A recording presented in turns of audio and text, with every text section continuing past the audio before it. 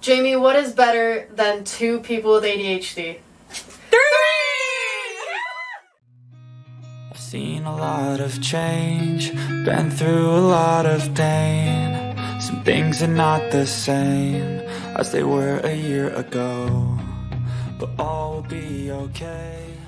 Hey guys, welcome back to another video from Building Resilience, and today we are very honored to have our very good friend Mira, who is also a KickAss Careers Ambassador. So Mira, why don't you introduce yourself? So my name is Mira. I also have ADHD. Really? Can't tell at all. No, I mask it so well. I used to. Anyways, I'm a level 2 carpenter's apprentice. I have kind of always known that I wanted to be in the skilled trades, and especially being a carpenter. Since I was 5, I think I came home and that was the day I decided, and I've never looked back. It's pretty amazing. So I've taken all the shop courses you possibly could in woodshop, and now I've been in this industry for about 6 years, so I'm starting to progress now where I'm being trained to be a lead carpenter, so I'm actually kind of starting to run my own sites now with lots of supervision. That's really cool. That's pretty awesome. So you also have ADHD. So Yes. Talk a little bit to us about some of the struggles and challenges, maybe going through school, entering the trades, and now working on a job site, some of the issues you've encountered and how you've dealt with them. Well, the crazy thing is I didn't know I had ADHD until this year. I was diagnosed. So that was a fun journey, and realizing that a lot of my character traits are just ADHD symptoms, and this is why I do what I do. Because I think we have such an idea on what ADHD looks like, and it can look very different for women, I've learned. But even that classic not being able to sit still, I really struggled with not being able to sit still, but I did mask it really well. Because obviously I'm not going to be disruptive in the classroom, but inside I was buzzing, I need to move always, which is why I love my job and why it's a great fit. But I would be doing homework from other classes during class. I remember being in bio in grade 10, and my the person who sat next to me, my friend, was getting so frustrated because I moved so much. I just kept changing positions, and she timed me. I think it was down to 3 minutes was the longest time I could sit still before I would disrupt her studying time. Yeah, I did the leg jiggle. Yeah. So everybody who I had to share a desk with would absolutely hate me because the desk would just start. See, and I pick my nails, so I annoy everybody because I'm constantly tick, tick, tick, picking. And just the scatterbrain, right? That's one of the reasons why I'm moving into more of a supervisor role in leading sites, because I can bounce around all over the place and help manage. But then it can be challenging to then return to my original task and see it to completion, because you get to about the 80% mark, and then it's not as exciting and you lose focus and your mind drifts. So setting alarms, master lists, I'm writing on blocks of wood all the time with every day, I have to create my new plan. Today, this is what I need to get done, and I have checklists. By the time it's break, I want to be done. This is my goal. Yeah, I know that I've personally written on so many studs, so many walls, cardboard boxes, just slice off one of the wings, and there's just lists everywhere. It's awesome how you guys are so many light years ahead of me in this, because I never wrote lists. I'm very scatterbrained most of the time, but Really? in the workplace, I'm really hyper-focused, and so sometimes it would take me longer to do tasks than the guys, Right. but I always wanted to strive to do my best, and so that was where my hyper focus was. And then I didn't write lists. I just made sure that everything was done before I moved on. So it's very different, because you guys grew up with accommodations and I didn't. So in order to become self-aware of what my diagnosis entailed, it took me a lot longer to figure out than you guys. So when you were first diagnosed, let's talk about self-awareness for a minute, and let's talk about how self-awareness has helped you on the job site and also helped other people work with you. For sure. So I think understanding that what comes with ADHD too is that sensitivity to criticism, which is a really hard one to swallow, because I think you obviously know and you want that constructive feedback because you want to get better. But it just seems to hit you a little bit harder, and it's just more, it seems personal when it's not.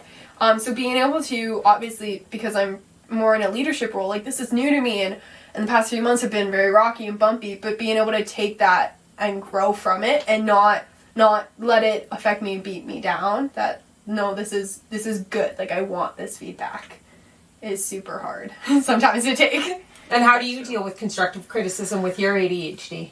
It's something that I'm constantly working on. I will catch myself multiple times being down on myself when I really shouldn't be, because like you said, it's not personal. It's never really personal. But I was very fortunate to have an incredible journeyman who recognized that sometimes I didn't take what he was saying the way he was intending it. And so he made an incredible environment for me where I was comfortable asking him questions, even if somebody would think that maybe it was a silly question. I was never afraid that he was going to snap at me or call me stupid or anything like that. And he always was able to articulate his words well, so that I knew that it was a learning experience, that I'm not stupid, because I would tell myself that, right? Yeah. It's always that on yourself, you're an idiot, I can't believe you're in this trade, like you're never going to succeed. And that's so important because they set like the tone on how the workplace is going to run. And I've also been really fortunate on my sites now with my supervisors, how they are so patient with me. And even, when I'm making mistakes, and they're like, you can call us like 7 times a day. And some days there are those times that you do because you just keep running into issues. But they really have that like confidence in you. Like there's been so many phone calls where my supervisor's like, that's a fantastic question, but like, dude, you know what to do. Like, do it. And there's that room for mistakes. So I realized like, I need to take that example and project that myself. Because, I can be very quick with my temper, too, with the emotional dysregulation. Yeah. So being able to differentiate that, like, I can be frustrated at a situation, but that can't impact how I treat my coworker. I need to give them the same amount of patience that I was given. Exactly. Like, being so self-aware that you know that you're frustrated and not take it out on somebody else is a superpower that I really wish a lot of people worked on. Mm-hmm. I know I'm working on it. I will get frustrated and short, like you said. And it's so important to be aware of that. Yeah. And sorry, but if you ADHD. And if you notice or you recognize, like thinking back, there have been times where I've been short and I've thought back on a situation like 5 minutes previously, and I go, oh man, I was really short. Address it. Make sure people know, like, hey, I was really short with you a couple minutes ago. That's not what I intended. I'm sorry. This is what I meant to say. Well, that's a very important part of being self-aware, is also taking accountability for your own mistakes and recognizing that constructive criticism isn't always it's not meant to hurt you. That's why it's constructive criticism. But where you guys are more self-aware at your age, I wasn't self-aware when I was younger because I didn't understand I knew that I had ADHD from an early age, but I didn't understand all the things that went with that diagnosis, including the emotional dysregulation, the rejection sensitivity dysphoria, the anxiety that can come with it, but also the rumination. So what would happen is when I would go to a job site, I didn't know how to communicate what I was going through the same way. So what would happen is if I got constructive criticism, I would go home and start to ruminate on it. And what happens when you ruminate, your brain goes down this rabbit hole. So then I would ruminate, and every single time I'd have that conversation over in my head, it became a more negative conversation to the point spirals down. To the point of like, yes, I felt the same way. I'm stupid. I don't belong here. Like, I don't know how to do anything. I'm an idiot. And then what happened is because I didn't know how to regulate those emotions, I thought those people disliked me. So I would start separating myself from them in the workplace. And I can't tell you how many times over my years in the trades, people are like, Jamie, you're taking things too personally. Stop like taking everything to heart. Get over it. Get a thick skin, a good sense of humor, suck it up, buttercup.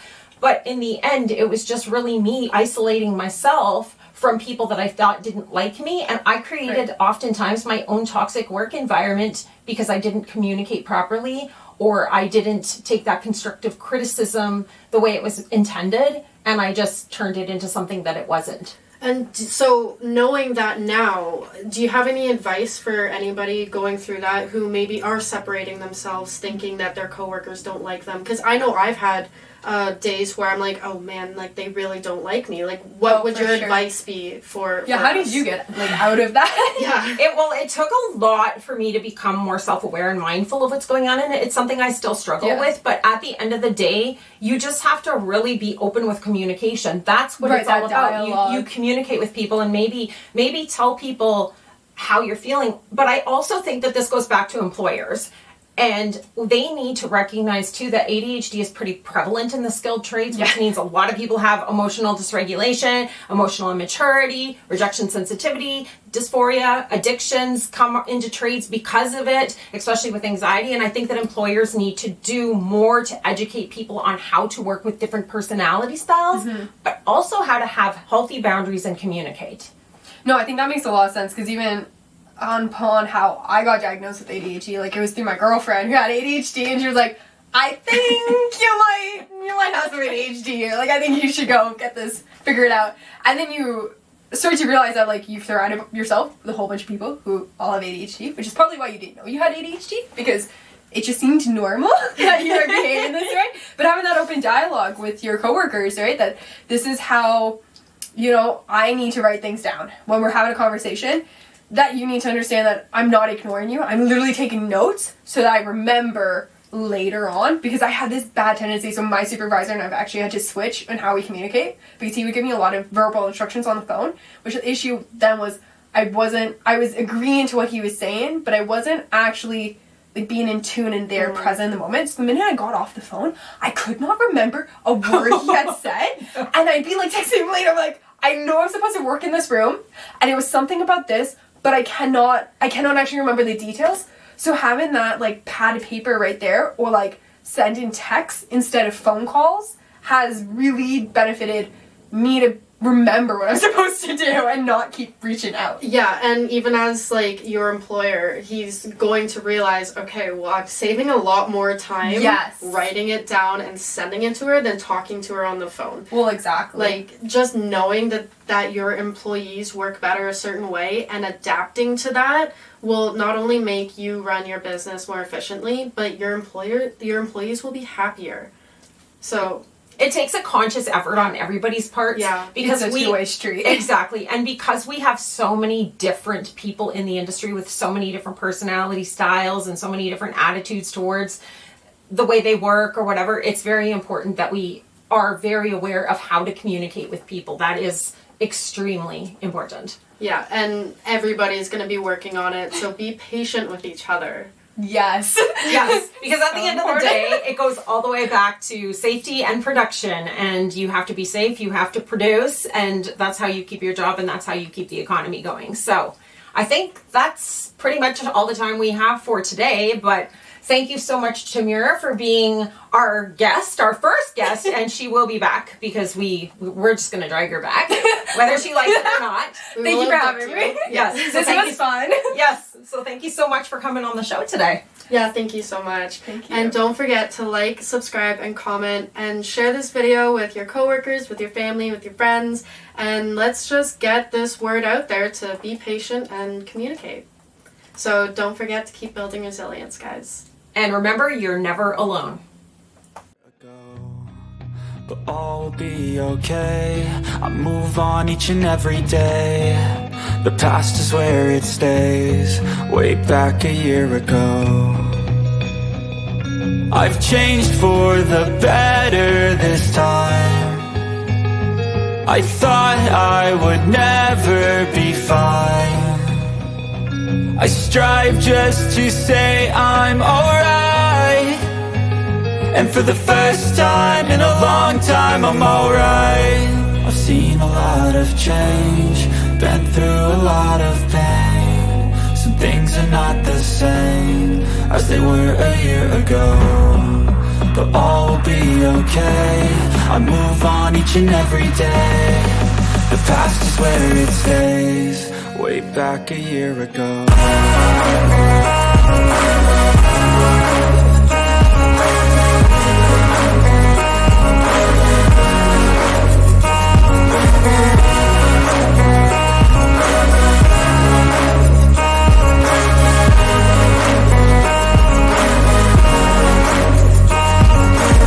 I ain't going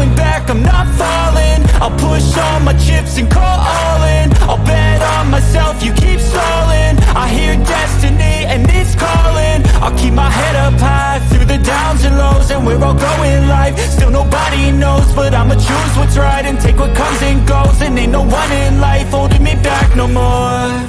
I've seen a lot of change, been through a lot of pain. Some things are not the same as they were a year ago, but all will be okay. I move on each and every day. The past is where it stays, way back a year ago.